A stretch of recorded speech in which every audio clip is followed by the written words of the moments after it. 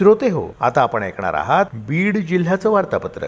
बीड जिल्हा परिषद गट आणि पंचायत समिती गण जाहीर, येवता गट तसंच येवता आणि उमरी या नव्या गणांचा समावेश। बीड लोकसभा मतदारसंघात दिव्यांग आणि ज्येष्ठ नागरिकांसाठी पूर्व तपासणी आणि नोंदणी शिबिरे आणि जागतिक योग दिन जिल्ह्यात विविध उपक्रमांनी साजरा। या आणि इतर घडामोडींविषयी आमचे वार्ताहर रवी उबाळे यांनी पाठवलेली ही माहिती। बीड जिल्हा परिषद गट आणि पंचायत समिती गण जाहीर करण्यात आले। यात जिल्हा परिषदेमध्ये येवता गट तसंच पंचायत समितीत येवता आणि उमरी या नव्या गणांचा समावेश करण्यात आला आहे। जिल्हा परिषदेचे आता एकूण 61 गट तर पंचायत समितीचे 122 गण असणार आहेत। बीड जिल्ह्यात नियोजित विमानतळासाठी जमीन देणं, मोजणी करणं, परळी इथं पशुवैद्यकीय महाविद्यालयाची उभारणी, परळी अहिल्यानगर रेल्वे मार्ग यासह विविध विकास कामांचा आढावा पालकमंत्री अजित पवार यांनी घेतला। जिल्ह्यात चालू असलेल्या या कामांच्या प्रगतीबाबत समाधान व्यक्त करून उर्वरित कामाबाबत पाठपुरावा करण्याचे निर्देश त्यांनी प्रशासनाला दिले। केज तालुक्यातल्या मौजे बनसारोळा इथं छत्रपती शिवाजी महाराज महाराजस्व समाधान शिबिर घेण्यात आलं। जिल्हाधिकारी विवेक जॉन्सन यांच्या उपस्थितीत झालेल्या शिबिरात जनता दरबारही घेण्यात आला, ज्यामध्ये उपस्थित नागरिकांनी त्यांच्या समस्या आणि प्रश्न मांडले। यावेळी जिल्हाधिकाऱ्यांनी नागरिकांच्या समस्यांचं त्वरित निराकरण करून लेखी तक्रारी स्वीकारल्या आणि त्यावर तात्काळ योग्य कार्यवाही करण्याचं आश्वासन दिलं। परळी इथं देखील महाराजस्व समाधान शिबिर घेण्यात आलं। आणीबाणीच्या काळात लोकशाहीकरता लढा देताना कारावास भोगलेल्या बीड जिल्ह्यातल्या 57 जणांना मुख्यमंत्री देवेंद्र फडणवीस यांची स्वाक्षरी असलेलं सन्मानपत्र जिल्हाधिकारी जॉन्सन यांच्या हस्ते सन्मानपूर्वक प्रदान करण्यात आलं।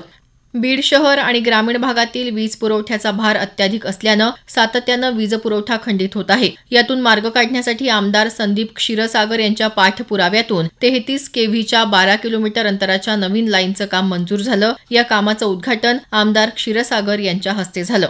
दरम्यान आमदार आपल्या गावी या संकल्पनेअंतर्गत क्षीरसागर यांनी बीड तालुक्यातल्या वानगाव इथं ग्रामस्थांच्या समस्या जाणून घेतल्या। श्रावणबाळ आणि संजय गांधी निराधार योजनेचं मंजुरीपत्र यावेळी वाटप करण्यात आलं।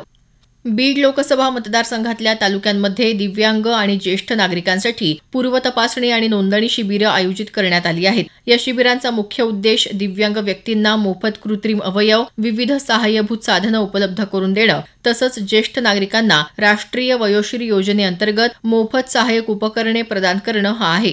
बीड लोकसभा मतदारसंघातल्या जास्तीत जास्त दिव्यांग बांधवांनी आणि ज्येष्ठ नागरिकांनी या शिबिरांमध्ये सहभागी होऊन या योजनेचा लाभ घेण्याचं आवाहन खासदार बजरंग सोनवणे यांनी केलं। बीड इथं अनुसूचित जाती जमाती समितीचे सदस्य गोरख लोखंडे यांनी ऊसतोड कामगार महिलांच्या आरोग्याबाबत असलेल्या विविध समस्यांचा आढावा घेतला। ऊसतोड महिला कामगारांची ऊसतोडणीस जाण्यापूर्वी आणि तोडणीवरून परत आल्यानंतर अशा दोन्ही वेळा आरोग्य तपासणी करण्याच्या सूचना त्यांनी दिल्या। अवैधरित्या महिलांचा गर्भपात केला जातो अशा तक्रारी प्राप्त झाल्याचं आढळून आल्यास त्याबाबत गुन्हा दाखल करण्यात यावा अशी सूचनाही त्यांनी केली।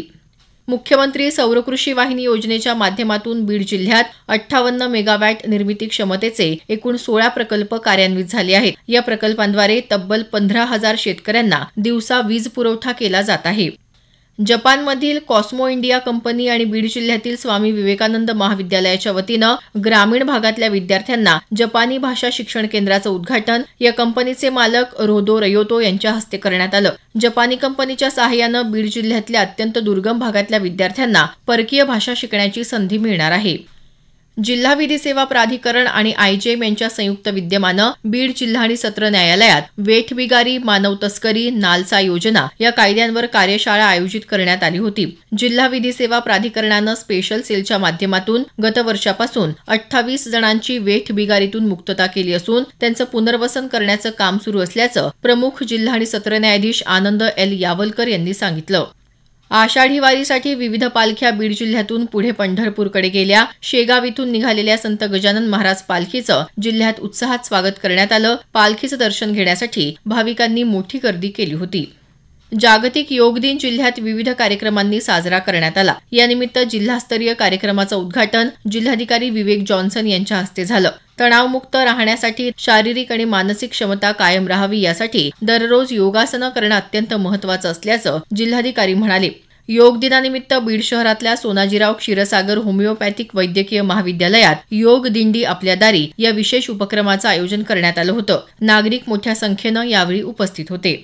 बीड जिल्ह्याचं वार्तापत्र आताच आपण ऐकलं। या वार्तापत्राचे लेखक होते रवी उबाळे। जिल्हा वार्तापत्राचा हा कार्यक्रम आकाशवाणी छत्रपती संभाजीनगर केंद्राच्या प्रादेशिक वृत्त विभागाने सादर केला।